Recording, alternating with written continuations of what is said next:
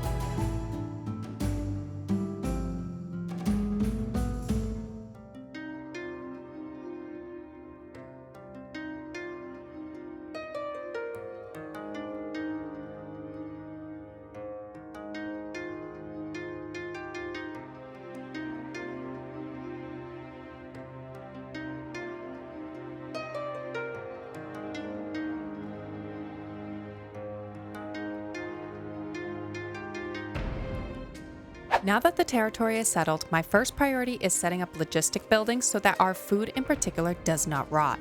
When I've played a few Rise to Prosperity games off camera and on the hardest settings, this has been pivotal for the settlement. Admittedly, I have not won a game of Rise to Prosperity on the hardest settings yet. However, I did notice that my settlement failed faster if I built homes or lumber camps first instead of the logistics, simply because the food would rot in about a month's time if I hadn't gotten the buildings up and running. Uh, it doesn't help either that that game starts in the middle of winter. Now, I am always worried about something similar happening, so I prioritize the logistic buildings now, kind of just going forward, whether I'm playing on hard settings or not. Even though we do not settle the district in winter, the food can easily rot if the game generates a rainstorm or any sort of non-sunny or inclement weather, so kind of just a habit now.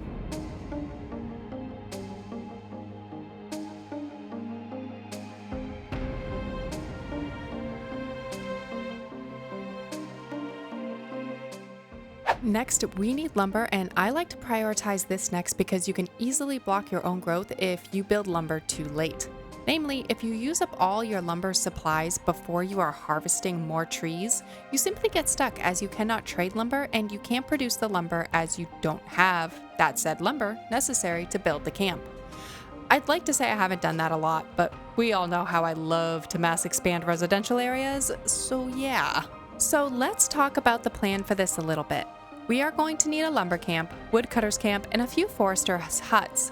And I think we will focus our resources right here in this corner of the map for the aesthetic purpose of its location near the edge of the map, and because I do not want these forests to be destroyed as our berries and hunter camps are here and here. I would like to take advantage of our hunter's camp and berries, even though I do plan on, honestly, the majority of this district thriving on farmlands. So let's come on in and let's start by building that lumber camp first. And if we happen to have enough lumber, we will add in our woodcutters and at least a few foresters' huts right away. I also want to try a new method of building where we create a little cluster of burgage plots around the production site we're using, kind of just changing up a little bit from what we've done in Old Namatine, Central Namatine, and East Namatine.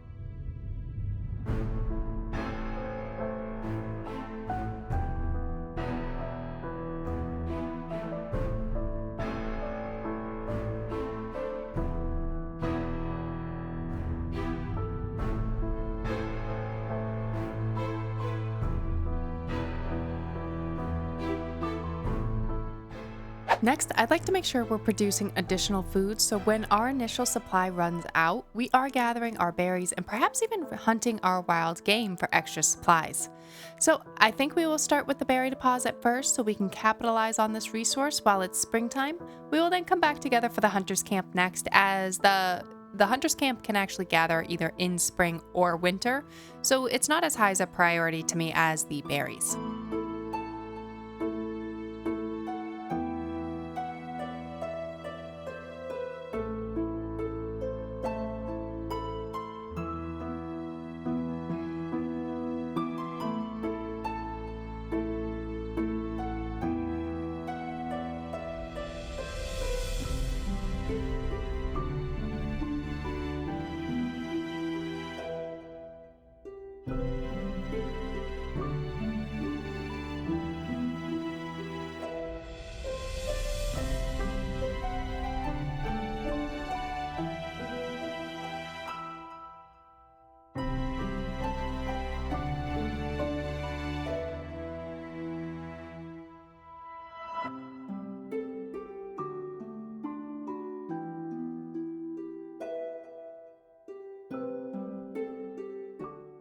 Next, let's build our hunter's camp and keep with the current theme of clustering our housing near the production sites. We will actually also then build a single burgage plot for the hunter to reside in.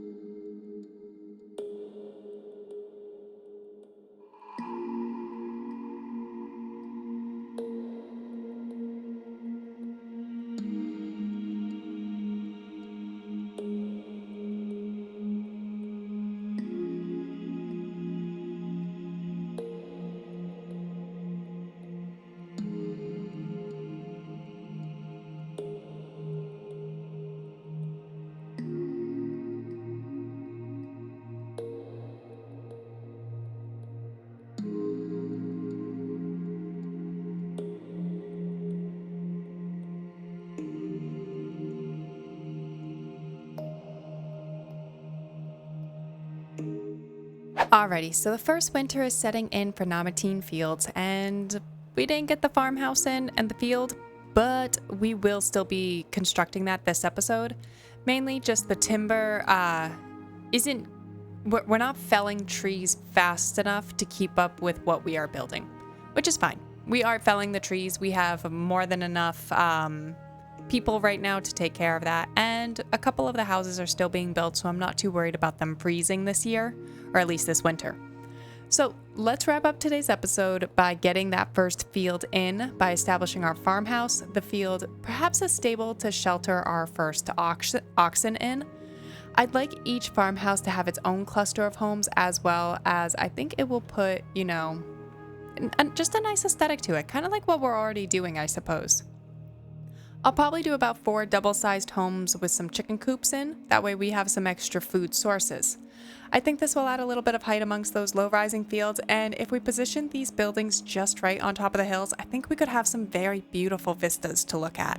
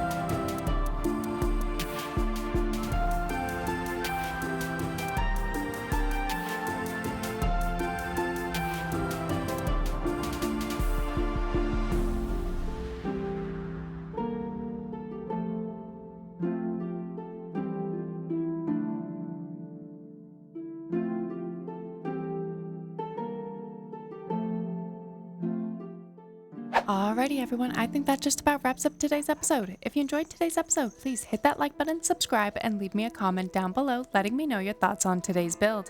If you're excited to see the next episode unfold, consider becoming a channel member for exclusive perks, emojis, and early access to the videos. And don't forget to check out our Build&Battle Season 3 merchandise linked in the description below.